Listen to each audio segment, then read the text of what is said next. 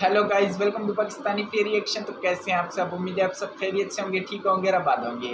हमारी दुआ यही आप खुश रहें, आबाद रहें। मेरा नाम है अफान। तो आज हम जानेंगे यार, पाकिस्तान के साथ जब भी कोई भी मुल्क होता था वो तो जो कहते थे कि यार हमारे साथ लड़ो, तो वो न्यूक्लियर की पावर दिखाता था, न्यूक्लियर की।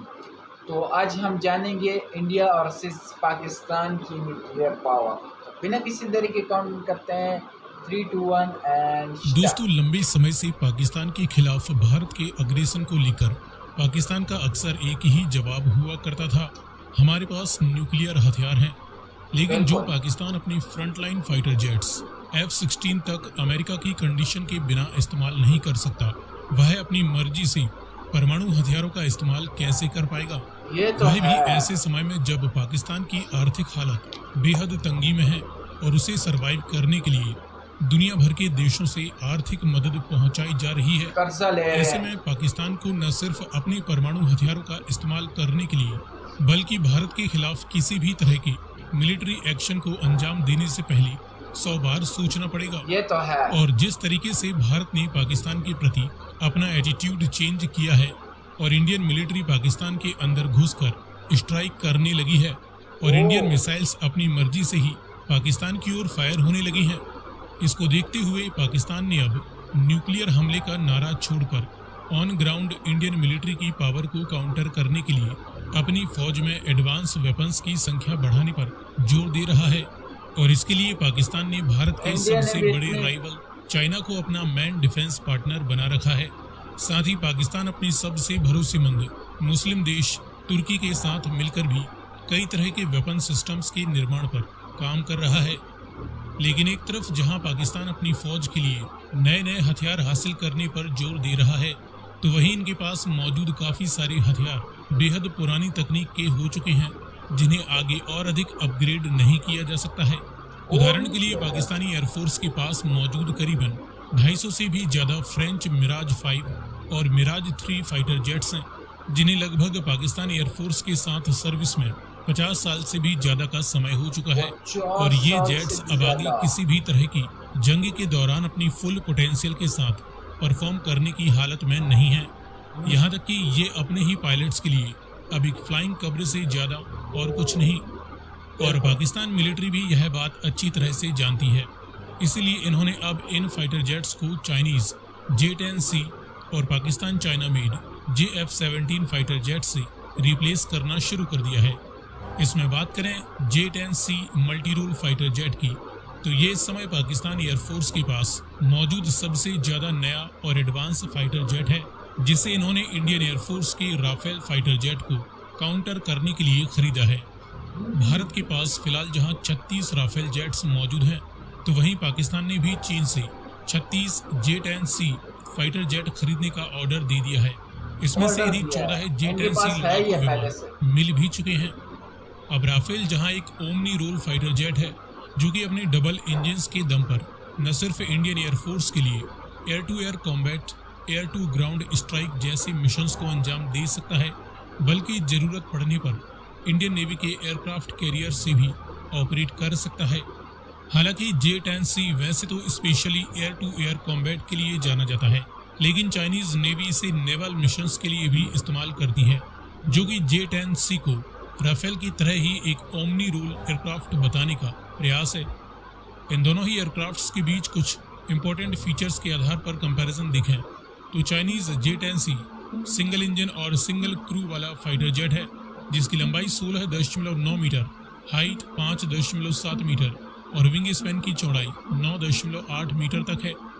इसके मुकाबले राफेल सिंगल एंड डबल दोनों ही वेरिएंट में आता है, और ये एक double engine omni role fighter jet है, जिसकी लंबाई 15.2 मीटर, ऊंचाई 5.3 मीटर और विंग स्पैन की चौड़ाई 10.9 मीटर तक है। हालांकि दोनों ही एयरक्राफ्ट्स की कुछ अलग अलग वेरिएंट्स में लंबाई और चौड़ाई कुछ आगे पीछे हो सकती है।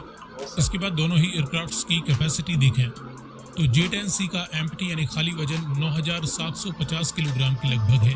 इसका ग्रॉस वेट 14,000 किलोग्राम तक पहुंच जाता है। साथ ही ये मैक्सिमम 19,200 किलोग्राम तक की अधिकतम वेट के साथ भी टेक ऑफ करने में सक्षम है। तो वहीं राफेल का एम्प्टी वेट 10,300 किलोग्राम यार तक है। 10,000 इसका ग्रॉस वेट 15,000 किलोग्राम तक 15,000 जाता है 14,000 है और तो ये 15,000 मैक्सिमम 24,500 किलोग्राम तक की वेट के 24,000 साथ भी टेक ऑफ करने में सक्षम है। क्या बात है। इसके बाद दोनों ही एयरक्राफ्ट्स के पावर प्लांट्स यानी इंजन्स की बात करें तो J-10C पर चाइना ने अब अपना खुद का इंजन फिट कर दिया है, जो कि है WS-10B after burning turbofan engine. ये एक सिंगल इंजन फाइटर जेट है जो कि इसे 89 किलो न्यूटन से लेकर मैक्सिमम 144 किलो न्यूटन तक का थ्रस्ट प्रोवाइड कर सकता है। ये एक मेड इन चाइना इंजन है। राफेल में इस्तेमाल किया जाता है चाइना फ्रेंच का में क्या इंजन स्नेकमा होगा? M88-4E टर्बोफैन इंजन्स का। ये इसे तो अपने 50 किलो comment न्यूटन से section में लेकर जरूर मैक्सिमम 75 किलो न्यूटन तक का थ्रस्ट अलग अलग प्रोवाइड कर सकते हैं।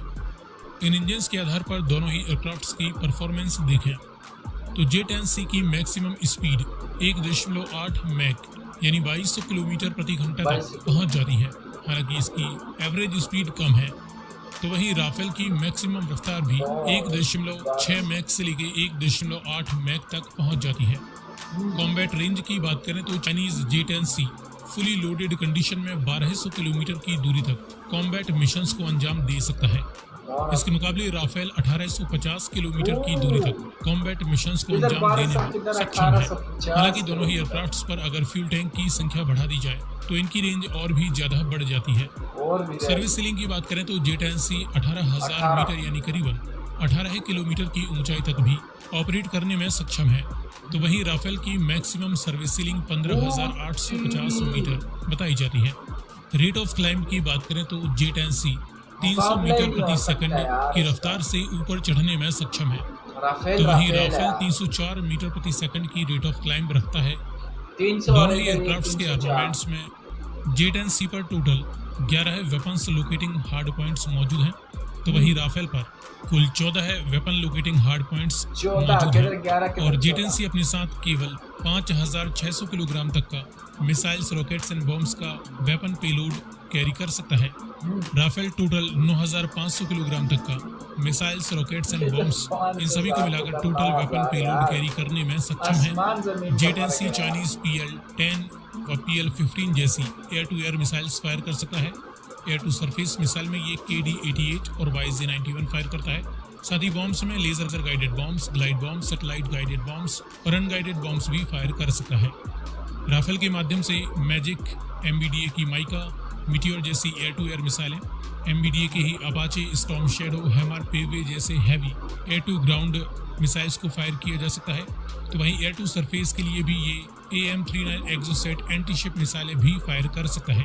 इसके अलावा ये न्यूक्लियर मिसाइल्स व विभिन्न तरह के laser guided glide bombs, unguided satellite guided bombs भी फायर करने में सक्षम है।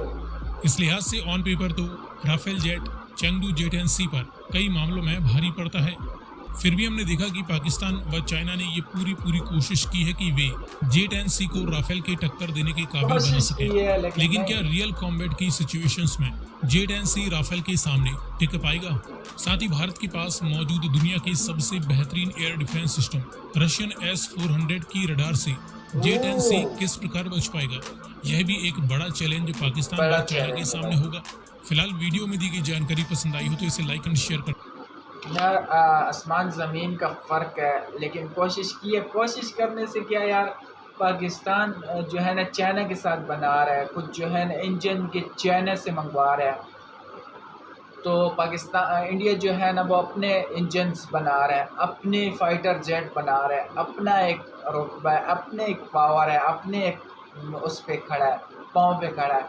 लेकिन पाकिस्तान जो वो चाइना से मंगा रहा है और फिर भी इंडिया का किधर और पाकिस्तान का किधर, राफेल तक नहीं पहुंच सकते, बिल्कुल भी नहीं पहुंच सकते यार। राफेल तक तो मैं कहता हूँ आसमान ज़मीन का इनका फ़र्क आ रहा है। आपने चेक किया है कंपैरिजन, बहुत ज़्यादा फ़र्क है। और इंडिया के साथ मैं कहता हूँ फ़िलहाल तो कोई पंगा ना ले, किसी चीज़ में भी ना ले। आप चेक करो, हर एक चीज़ में इंडिया ऐसे बढ़ है, जैसे मैं कहता हूँ हैरान परेशान हुए हैं। जिधर देखो इंडिया का नाम है, जिधर देखो इंडिया का नाम है। इंडिया इज़ बेस्ट है यार। और इंडिया मैं कहता हूँ कि लड़ाई शड़ाई चाहता नहीं है। वो कहते हैं कि बस और जो भी लड़ाई हो तो इंडिया से पूछा जाता है कि यार अभी वो मुल्क नहीं रहा इंडिया। अभी जो है ना इंडिया से राय ली जाती है कि हम क्या करें। इंडिया से जो है ना वेपन लिए जाते हैं, इंडिया से जो है ना वो पहले अमेरिका होता था और मुल्क थे बड़े बड़े, लेकिन अभी इंडिया बेस्ट हो गया। अभी जो है ना इंडिया से लोग मशवरे लेते हैं इंडिया से, लेकिन मैं कहता हूँ कि इंडिया सबका जो है ना बाप बन चुका है। तो आपका क्या कहना है कमेंट सेक्शन में ज़रूर बताएं, और आपको कोई भी वीडियो अच्छी लगे कमेंट से कोई भी कंपैरिजन चाहिए तो मैं उस पर ज़रूर रिएक्ट किया करूँगा। आपका अपना चैनल है, बिना किसी दिक्कत के बोलिए। तो आज के लिए इतना ही, तब तक के लिए अपना ख्याल रखिएगा, और आपकी ज़्यादा से ज़्यादा सपोर्ट की ज़रूरत है। अपने भाइयों के साथ ये वीडियो शेयर करें और पूरी इंडिया को दिखा दें, आप चैनल ऊपर ले जाएं। तो आज के लिए इतना ही, तब तक के लिए अपना ख्याल रखिएगा, बाय।